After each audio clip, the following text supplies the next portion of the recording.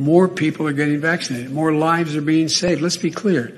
When you see headlines and reports of mass firings and hundreds of people losing their jobs, look at the bigger story. I've spoken with Scott Kirby, CEO of United Airlines, who's here today. United went from 59% of their employees to 99% of their employees in less than 2 months after implementing the requirement. 99%. Oh, really? When you fire everyone who hasn't been vaxxed, the vaccination rate of all your employees goes up. Who would have guessed? But in all seriousness, this is how little Biden thinks of everyone. This is how little Biden thinks of you. This is how little Biden thinks of anyone who disagrees with him at this point. That we're not at all talking about being concerned about the livelihoods of these people who lost their jobs because they may or may not have had, some hesitations about why they took or why they chose not to take the vaccine, right? I have no idea why these people didn't choose to take the vaccine. Obviously, it could be any particular reason. You have a whole list of doctors here in North Carolina who have now been fired for not taking it. These are the experts, I'm told, and they refused the vaccine. So maybe, maybe they knew something I didn't. But we're not concerned about these people. We're not concerned about the people who lost their jobs. We're not concerned about these people who are going to be thrust into poverty because they can't afford to put, they can't afford to put food on the table or even pay their rent. We're not be concerned about these people because, hey, all of our workers are now vaccinated. Isn't that great? Isn't that awesome? Listen, this is to a point where now, if you are still working for a company that's enforcing these vax mandates, even if you're vaccinated, you should quit. I'm sorry. We need to make sure we start taking it to these people. No business should be enforcing these kind of mandates, period. It's not, and I keep hearing people say, well, we need to push for exemptions. What about the exemptions? Maybe I'm medically exempt. Maybe I'm religiously exempt, right? I mean, I had a doctor tell me I shouldn't get the vaccine. That's why I didn't get the vaccine. I didn't get it because my doctor told me not to. That was just, again, my health circumstance. They told me don't get the vaccine. You've already had COVID. There's no point in it. That's what my doctor told me. Maybe he's wrong. I don't know. But that's what he told me. That's what I ran with. And people will say, you know what, you should get a medical exemption because of that. So what are you worried about? Damn the medical exemption. Damn the religious exemption. The only exemption that should matter is the fact that I said no. It's as simple as that. You cannot force people to undergo just any type of medical intervention, period. Right? You could say that you want to give me some ibuprofen. If I say no, I have the right to say no.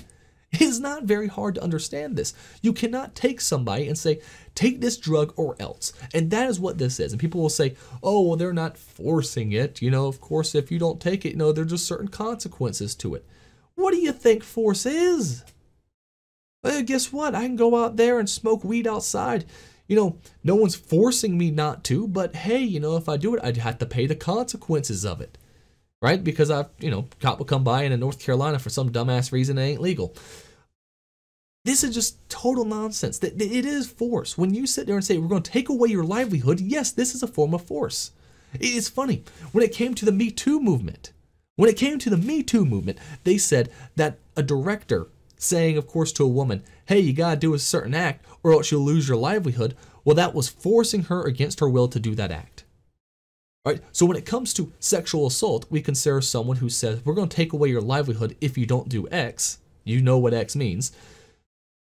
We consider that forcing someone. But when it comes to a medical treatment where they say, you got to be injected with this or else you'll lose your livelihood. Oh, well, that's not force. That's not force. No, it's both. Either way, it's force. You're threatening someone to get your way. This is a form of force. And the fact that this man can sit there and go out there and say, well, you just got to look at the bigger picture. The big picture. The big picture is more people are vaccinated. Isn't that great? It's like how you look at unemployment. Oh, once you give up, once you've given up on everything, well, you're no longer counted as unemployed. Right? You gave up and now you're homeless. You're not in the unemployment stat because they're only tracking people who are still looking for work. They just are ignoring the masses. They're ignoring the people who are being cast aside.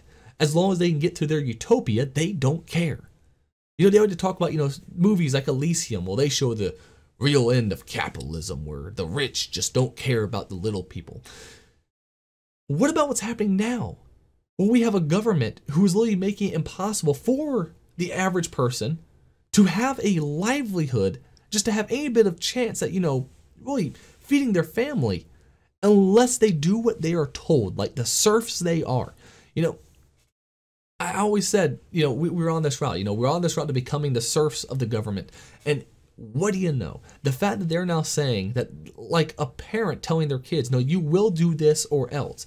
It is ridiculous. It is unbelievable. And the fact this man can be so callous as to say, oh yeah, well just forget about all those people who are fired. Just forget about them, because in the big picture,